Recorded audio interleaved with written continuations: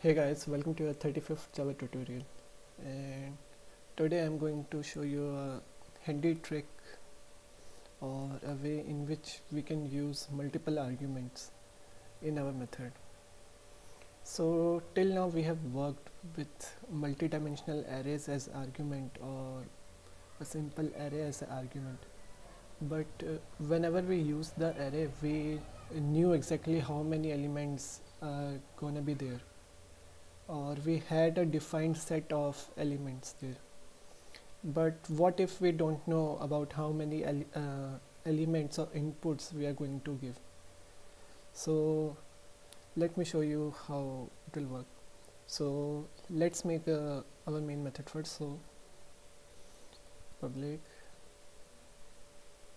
static void main string args, the body, and let's make another method.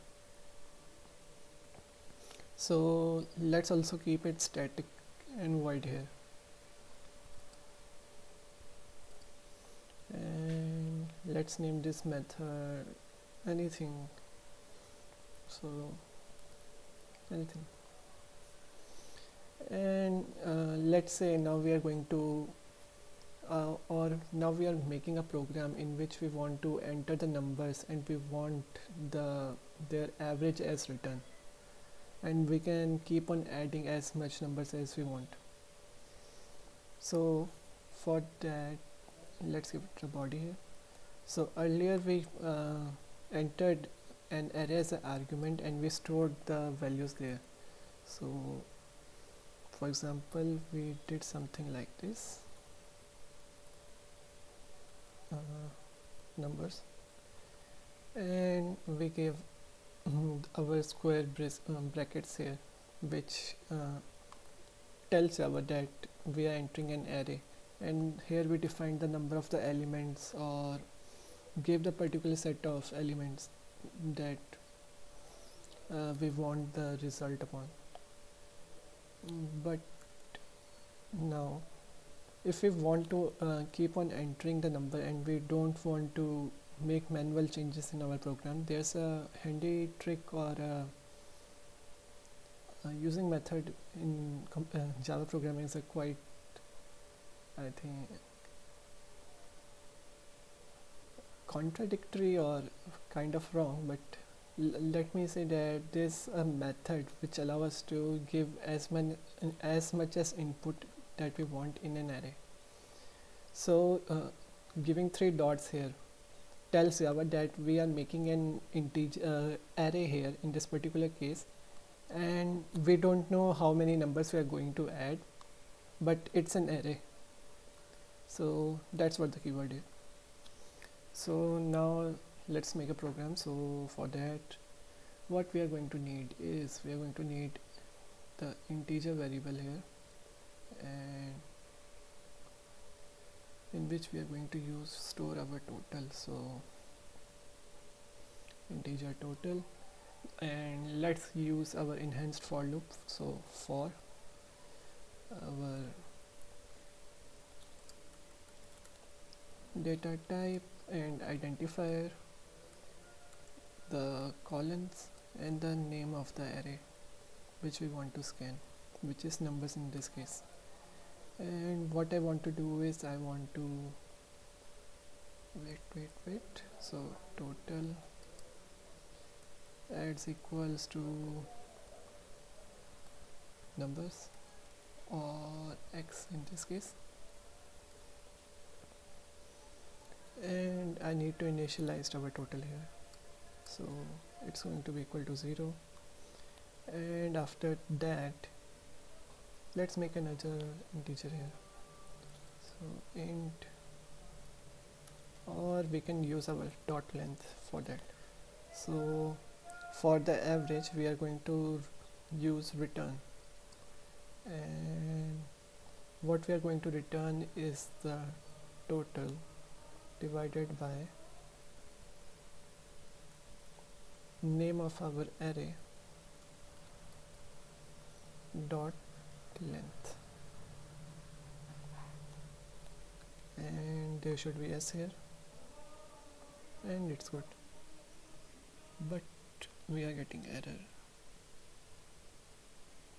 Okay, so I'm using void here.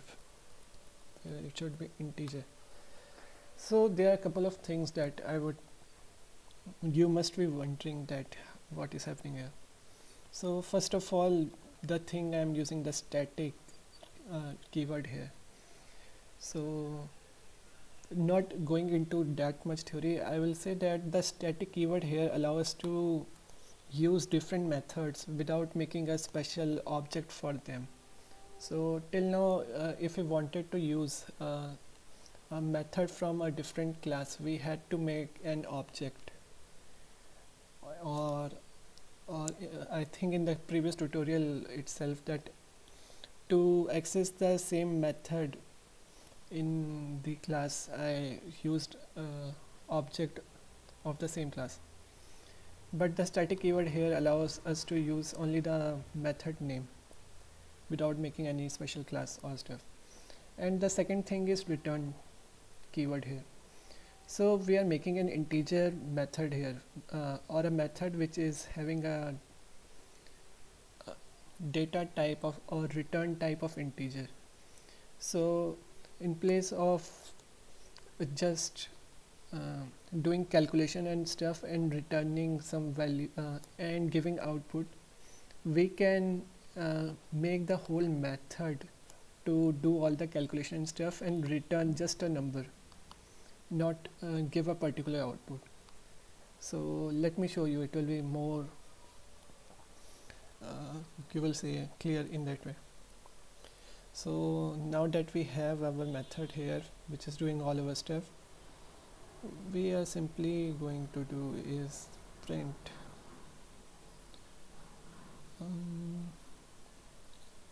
system out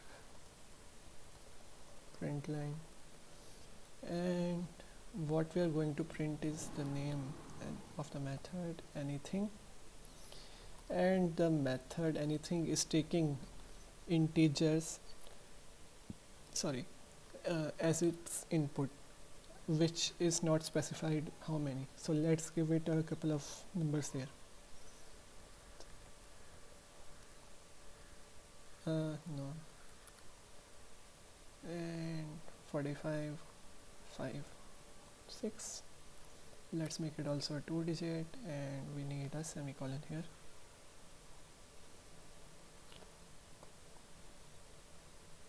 And let's run.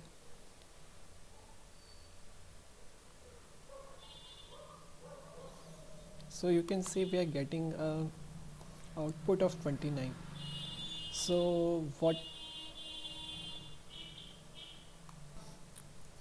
this particular method is like getting the input, whatever we want to enter. Like we have entered a bunch of numbers here. So the method is like, okay, I have got the numbers here. Now I have to do the calculation here, and in place of printing the stuff, like using the system out print line and then printing the variable, I am going to return the number which I am getting as output itself to the main method. And then we are since it is returning a number, so we are able to use this method inside our print statement to print whatever value it is returning. So this whole thing here is equal to the number due to this keyword. And as you can see, we are not using any object here thanks to this static keyword.